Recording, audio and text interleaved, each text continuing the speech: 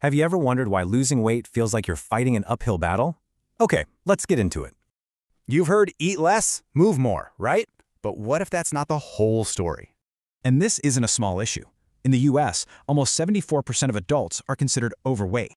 The official rulebook is what's called the energy balance model. You know it as calories in, calories out. The logic seems so simple. Eat less than you burn, and the weight should just come off. This way of thinking treats every single calorie the same, no matter where it comes from. But if it's just basic math, why does it fail so many people so often? Well, get this. Up to 90% of people who lose a lot of weight gain it all back.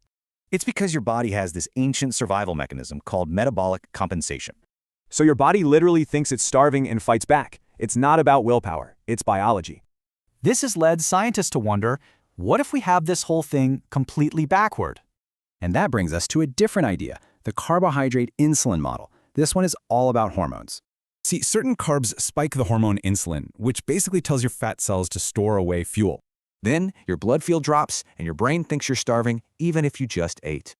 So look at this. The new model completely flips the script on cause and effect.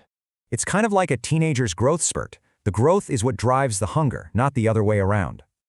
So, what does this actually mean for you? Well, it shifts the focus from quantity to quality. The idea is to eat fewer foods that spike your insulin and more of the ones that don't. It's about managing what you eat so your body can help naturally regulate how much you eat. But, it's not just about food. So what else is going on with our metabolism? Yeah, there's so much more, like hacking your good fat, cold exposure, and even specific hormones. Which leaves us with this final thought. What if the goal isn't to fight your body, but to finally start working with it?